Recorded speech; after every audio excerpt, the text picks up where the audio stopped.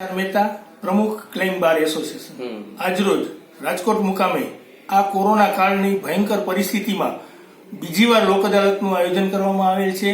આ પહેલાની લોક અદાલત પણ ખૂબ જ સફળ બનેલ।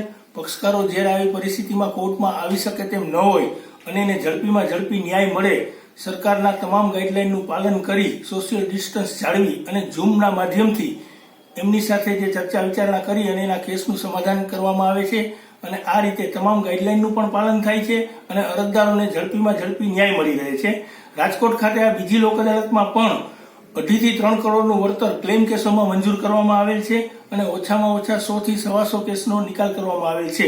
જ્યારે આ પરિસ્થિતિમાં રૂટીન કોર્ટ ચાલુ થયેલ ન હોય અને આવી લોક અદાલતના માધ્યમથી અરજદારને ઝડપીમાં ઝડપી ન્યાય અને વળતર મળી રહે છે અને એનું પેમેન્ટ પણ સોશિયલ ડિસ્ટન્સ જળવાઈ રહે તે રીતે અમારા ડિસ્ટ્રિક્ટ જજ શ્રી દેસાઈ સાહેબ, સ્પેશિયલ કોર્ટના જજ શ્રી દવે સાહેબ અને જોટાણીયા સાહેબના આયોજનથી રાજકોટ મુકામે ખૂબ જ સફળ રીતે સમાધાન થયેલ કેસોનું પેમેન્ટ પણ ચૂકવવામાં આવે છે અને આજ દિવસ સુધીમાં રાજકોટ ખાતે કોઈ પણ ક્લેમનું પેમેન્ટ પણ પેન્ડિંગ નથી।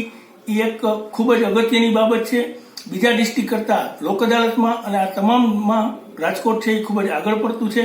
ભૂતકાળમાં પણ રાજકોટ પહેલો નંબર હતો અને ભવિષ્યમાં પણ પહેલો નંબર રહેશે। અમારા તમામ વકીલોનો પણ ખૂબ જ સહકાર મળે છે અને બાર અને બેન્ચ વચ્ચે ખૂબ જ સુમેળભર્યા સંબંધથી આ લોક અદાલતનું આયોજન થાય છે। વર્તમાન કોરોનાની પરિસ્થિતિને ધ્યાનમાં રાખી 2020ની આ બીજી વખતની ઈ નેશનલ લોક અદાલતનું આજ રોજ તારીખ 12/12/2020ના રોજ આયોજન કરવામાં આવેલ છે।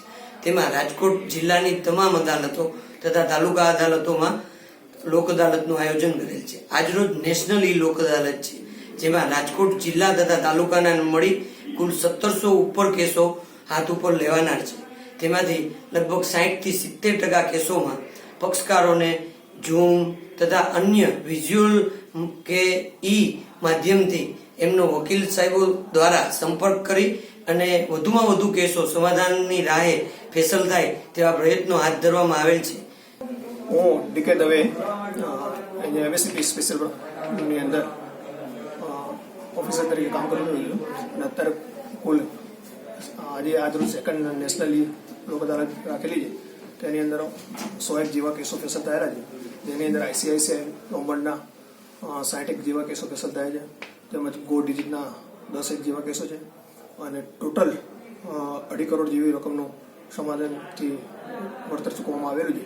અને આ જે લોક અદાલત સફળ બનાવવામાં પીડીજે સાહેબ, યુટી દેસાઈ સાહેબનો તેમજ અમારા લીગલ સેક્રેટરી જોટાણીયા સાહેબ, બાર એસોસિએશનના પ્રમુખ શ્રી રાજુભાઈ તેમજ આઈસીઆઈસી કંપની તરફે લોકોએ ખૂબ જ સહકાર આપ્યો છે અને એમની મહેનત અને પરિશ્રમના કારણે જે આ લોક અદાલત સફળ થયેલી છે તેઓ લોકોનો પણ ખૂબ ખૂબ આભાર માનું છું અને ભવિષ્યમાં પણ આ જ રીતે તેઓનો સહકાર મળી રહેશે અપેક્ષા સાથે હું વિરમું છું।